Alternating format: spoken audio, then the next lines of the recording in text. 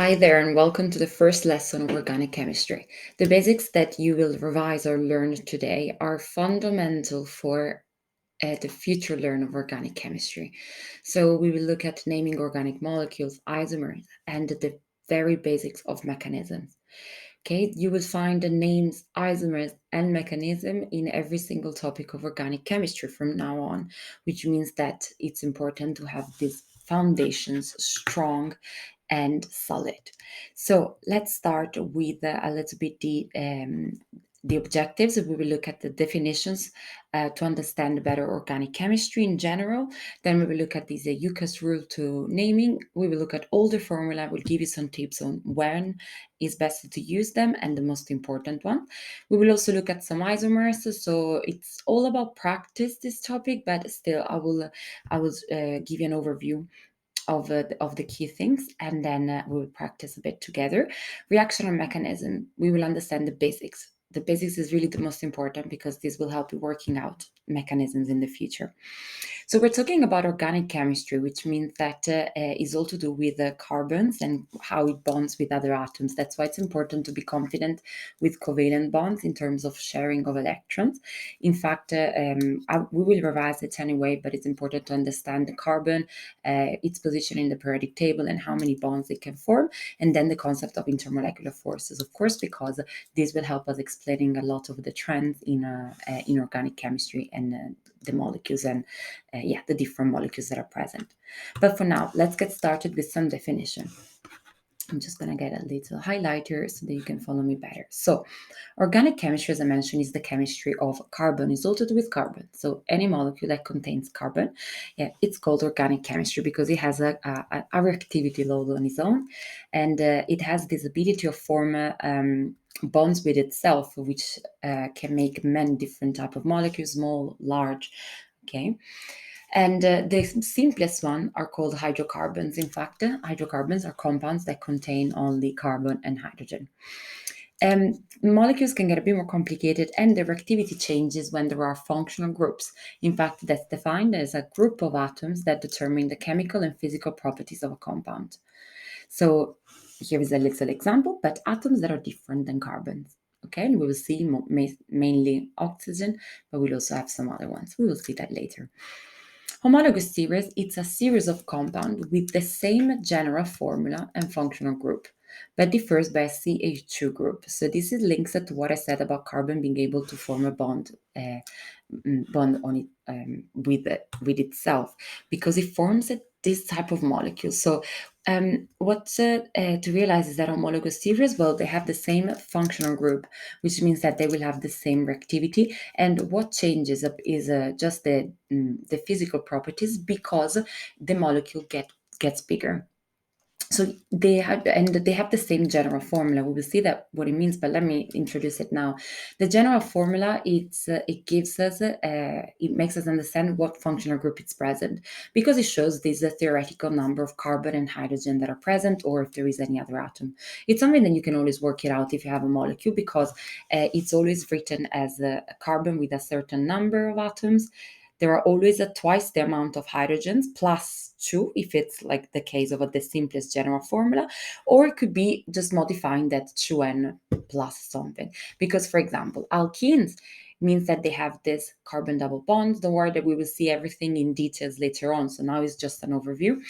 So alkenes, they have a carbon double bond. So remember, that means 2 pairs of electrons sharing between each carbon.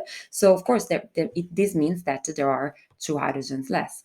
Alkynes, here there should be, and I was meant to write it down, but I couldn't, so I will add it here now with the pen. Alkynes, they have 3 bonds, so there is going to be even 2 hydrogen less. Okay, because that's the key thing, remembering that carbon cannot have more than 4 bonds. Okay, and this will affect, well, of course, the total number of hydrogens, but it would be important later on for their activity. So let's go into the type of formula.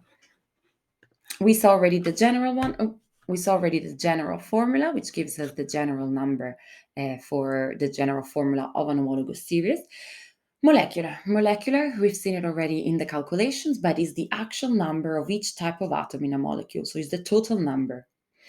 Empirical is the simplest ratio of the different types of atom in a molecule, and we saw how to calculate that, remember, with the percentage by mass. This plate formula shows all the bonds within a molecule in 2D. And that is this one. That shows all of the bonds. Okay, notice carbon never has more than 4. Okay, and normally it has a lot of hydrogens around. If it's a hydrocarbon, or there are going to be some other atoms, we will see that. But what is important to understand for now is that each line is a covalent bond. Structural is the grouped atoms bonded to each carbon in the molecule. So this will be the structure formula. So there are two ways of structural. We have this one where it shows the order of it's kind of grouping the atoms all together. Like carbon is bonded with 3 hydrogens and then is also bonded to whatever it's next, because we know anyway about the 4 bonds in total. So we can write it like this, or you can group it in this way, because notice that in the molecule there are 2 carbons, 2 CH2 groups, so they can be grouped as well. What is important is that remember that the main chain of the molecule is carbon. Okay. Skeletal could be the most important. I want you to practice so much about this one, because then it's useful for you even to scribble down and just to be fast in whichever analysis of an exercise you're doing. So skeletal formula is a simplified version where each corner is a carbon atom. In fact, all of the hydrogens are removed. Notice how to change from the displayed to the skeletal. Each corner is a carbon. We don't need to write the hydrogens because we know that carbon will have 4 bonds anyway, so the spaces will be hydrogen. Okay, so it's important to be able to do this one. So here I put a summary of a functional group. I wouldn't suggest you to really try to remember all of them, because you will with just a bit of experience in organic chemistry. I just want you to do exercises, and then you will be able to notice just notice the functional group as soon as you come across one of these, and then with time you will remember. There are a few that we'll come across a bit more often. For example, alcohol, we will look aldehyde ketones, acyl chloride are very common. But for now, alcohols, halides with halogens is the ones that we will look a bit more at their activity. So here is just a little summary to have, and as soon as you have a bit more experience, you can come back to this.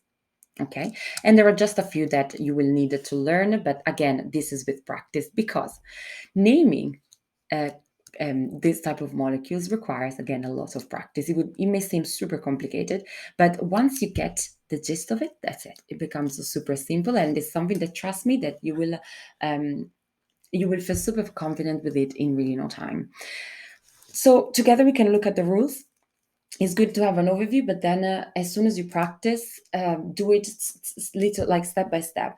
Okay, look at one rule first and then the other one, and then notice all the rules until you will see that you will do it without even thinking about it. Okay, so just to summarize, because this is important also, not to just work out the name, but to analyze the name of a molecule. And the name can be divided into 3 main parts. We have a prefix, we have a chain, and a suffix. So prefix, it tells us the length of the carbon chain, and it always refers to the longest one. So depending on the number of carbons that are present, we use these prefixes. The chain tells us how each carbon is bonded. So if there is only carbon-carbon single bonds, we have alkanes. And between the prefix and the suffix, we have this an. Alkenes, if there is even just one double bond. Alkynes, it would be in. And then the suffix will determine the functional group. In fact, if it's a hydrocarbon, it would just be E, so it would be ane, ein. Alcohols would be OL, aldehydes, Al, ketones, ones, carboxylic acid, oic acids, and there are many more, but just notice how the suffix is quite similar to the name of the functional group, so that makes it a little bit easier to work it out and recognize it. But again, a lot of patience, and just to notice them, and with experience, you will remember them. Okay, but there are quite a lot of things to consider when we do the naming. In fact, actually, first let's look at those examples. Look, here we have one carbon chain. We have carbon 1, carbon 2, 3, and 4. So the first thing it will always be to identify the longest carbon chain. In this case, it's a linear one. We have 4 carbons, so it would be bute. No carbon double bonds is the simplest hydrocarbon, so it would be alkane. Hydrocarbon would just be butane. Notice if you have a functional group like here, this is the functional group aldehyde. So 2 carbons present, it would be F. There is no double bond, so it would be an, and it's the functional group aldehyde, so ethanol. Okay, things get just a little bit more complicated when there are side chains, because side chains are given the lowest possible number and is always added at the front. So notice this example, we have 4 carbons and we could number them from the left to right or right to left. So we need to number it always to make it the small possible number on the side chain or functional group. In this case, if we number it left to right, we would get number 2 on this group, and this will give us the lowest number. If it's a side chain, this will take the name "ile."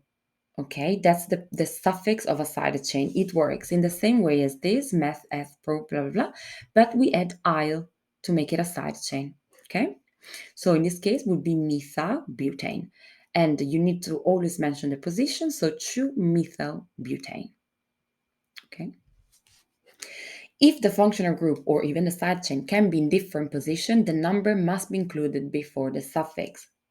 Okay, so it could be, if for a side chain, we put it just before the side chain. But if it's a functional group and we add the suffix, we add the number just before. Look here. In this case, again, I'm numbering right to left. So 1, 2, 3, 4. And we have the functional group on carbon 2. So we have to say that this functional group is a ketone. So we take the suffix on. So this will be butan 2-on. If there are more than one side chain or functional group, you need to number them and use the multiples prefix. If there are 2 functional group or 2 side chain that are the same, it will be di. If there are 3, 3, tetra, penta, and so on. Okay, you won't get to, I think di and tri are the ones to remember. So notice in this case we have 2 alcohols. We know that ol is the suffix for alcohol, so it would be butan, and then the number goes before the prefix, suffix, sorry. 1, 2, diol. Okay, don't worry, it seems a lot, but with a bit more practice, it will be easy. There are some other exceptions as well. We need to be very picky. Punctuation, it is very important in writing the names of organic molecules because numbers are separated with a comma. Letters and numbers are separated with the upper score. Look at those ones. Letter and number, upper score. Numbers separated by a comma. Okay? So before you move on, maybe you should go and look at this extra video about examples because I will give you a lot more. But if you feel confident enough, maybe you can try this one. Okay, there are few rules that you will see in this extra video and not in this a bit shorter lesson. But why don't you give it a go and then tell me, and then we'll press play when you're ready to know the answer, because I will give that to you now with a little bit of explanation. I'm just trying to get the pen here. Okay. So, systematic name of this compound. Well, first of all, we need to get the longest chain. I would start from here because I know that this functional group aldehyde always takes the priority. So it would be 1, 2, and 3. I could also go 1, 2, 3, but I decided not to because there is an alcohol and we want that to be lowest possible, and it would be just a bit weird, the molecule. So, oh, I deleted the wrong one, in fact. So the chain would be 1, 2, 3. Okay, so if it's 1, 2, 3, we know that it's going to be something prop. It's a hydrocarbon chain with just a single bond, so it will be an. But then we have 2 functional groups. So we have an alcohol and an aldehyde. Alcohols can be the main functional group or can be also considered a side chain. So this will take the name hydroxyl, because the aldehyde would take the priority as a functional group. In fact, it would be propanol, because it's always on carbon 1. But then we have hydroxyl and a side chain. This would be So we would have hydroxy, which goes at carbon 3, and then true methyl. It always goes in order of alphabet. Okay, so if we have 3-hydroxy, H is before M, so overall would be 3-hydroxy 2-methyl propanol. Okay, because remember that it always goes in the side chain. So with this exercise, I wanted to show you the other rule about the alphabetical order. So if there are multiple functional groups, you always list them in alphabetical order. Okay. So this is the first part, and I would invite you to look at the extra videos to learn more about it, and so you're confident. But you can also move on into isomers, because doing isomers and naming together is actually a really nice way to combine the practice. Okay, so actually we could go straight into isomers, because those are molecules with the same molecular formula but different structure or arrangement in space. So remember, molecular formula was the total number of atoms. Okay, but different structure or arrangement. Structure, we talk about like the chain, the functional group. Arrangement in space, we will leave that for a bit later on, but we're talking about three-dimensional molecules, so their space does matter. So let's look at the two types of isomers, the two categories. We have structural and stereo. Structural, as the name says, is isomers with the same molecular formula but different structural formula. While stereo, they have same structural and the same molecular but different arrangement in space. So the ones to know, let me get a highlighter. No, a little laser. Okay, so chain isomers, what they have different carbon chains, and now we will look at some examples. So, but different length of the chain. Positional, when the functional group is on different carbon along the chain. Okay, so we can move it around. That's why I said in the name that it's important to mention on which carbon it is. Functional group, the functional group is actually different. Then we have the stereo. Geometrical involves just alkenes, but let's leave that for the next lesson of alkenes. Optical, it's again a different one. You will see it in A level, so I will add the links of some videos if you'd like to learn a bit more about it for now, but I would say leave that for later when we do the topic about aldehydes and ketones, because that's where we will see optical isomers. So let's focus on the ones that you needed to know now. Chain isomers are, as I said, are those ones that have same, they just have a different chain. So notice this one has 4 carbons. So it's going to be butane because it's it doesn't have any functional group. It's just hydrocarbon. And this one, it has 3 carbons and a methyl group. So this would be 2-methyl propane. So notice how the chain gets shorter and you have a side chains attached. So that's also a way in which we can find these chain isomers. Positional, the position of the functional group, a double bond is considered a functional group, remember, because it is a group of atoms that change reactivity, and we can have it in position 1. So 1, 2, 3, 4 would be but 1 in, and this one would be but 2 in. So notice that the position of the functional group changes. Functional group isomers, they're a bit more difficult to identify because you need to be familiar with the functional groups. So again, if you're not super confident right now, that's okay. You will get a lot of practice with this. But the functional group isomer, the ones to remember are alkyls. Let me write down the names of the functional group because I think that would help. So alkyls and ethers are functional group isomers, because notice how kind of we move the carbon chain around and now we put it on both sides of the oxygen. Alkenes are functional group isomers of cycloalkanes. Ketones are functional group isomers of aldehyde. Okay, there is another one to remember as well, which is, let's do it like this. Carboxylic acid is a functional group isomer of esters. Okay, so esters and carboxylic acid.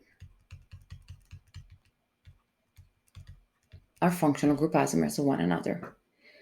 This is just a summary, don't worry. Trust me that you will get confidence with all the practice that I give you.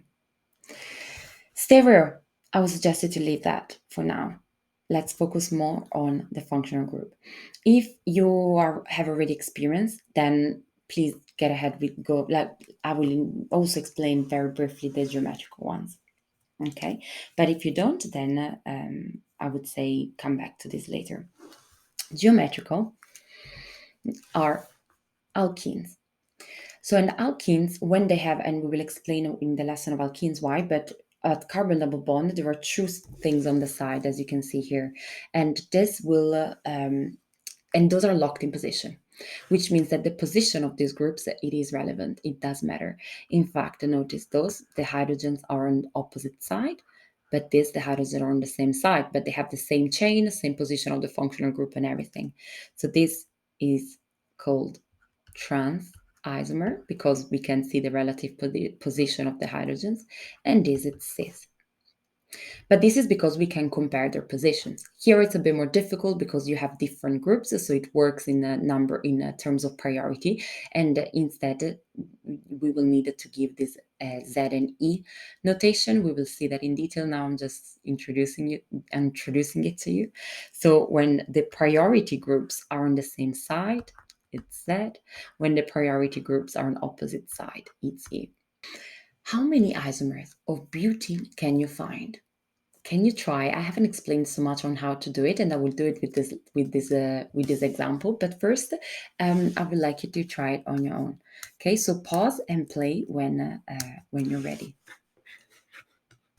So my tip for this question is to start with the simplest molecule, and then you can think about what can you change. And that's why I want you to be really confident with skeletal formula, because with isomers it really, really helps, and with naming as well.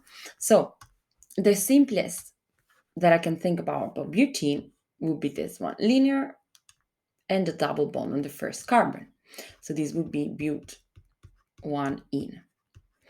What isomers can I have? Well, the easiest one to think about is that there is 1-ene, so maybe I can move that double bond. Sure, that would be a positional isomer, but 2-ene.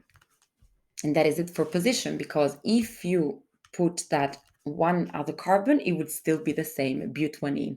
Okay, so it's important that whenever you want to test if the isomer is different, you name it, because remember the rule about numbering the chain from either left to right or right to left.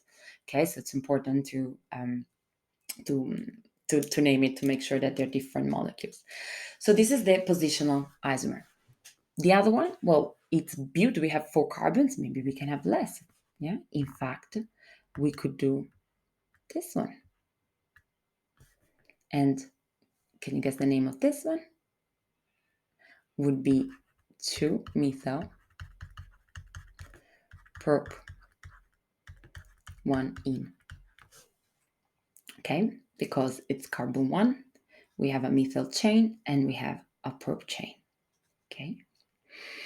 Is there any other that came to you? Well, to me came another one, but let's see if you got it too, because notice that there are different things around the carbon. So if you have experience on that yet, well, this could look something like this too. It's also but 2-ene, but the bonds are on different sides. So the main groups or the hydrogens that are here omitted, they're on opposite side. So this would take this would take the trans. So we could write it like this, trans but 2-ene, or you can also put E, but 2-ene. This one would be the opposite, Z, but 2-ene, or is also called cis but 2-ene. Okay, so notice how it's important to be confident with the skeletal formula and naming to do isomers. Okay, but I'm sure that with the extra practice I'll give you, it would be absolutely fine. So I will invite you to watch the extra videos now, and otherwise you can go into the next part, which is about the reaction and mechanisms.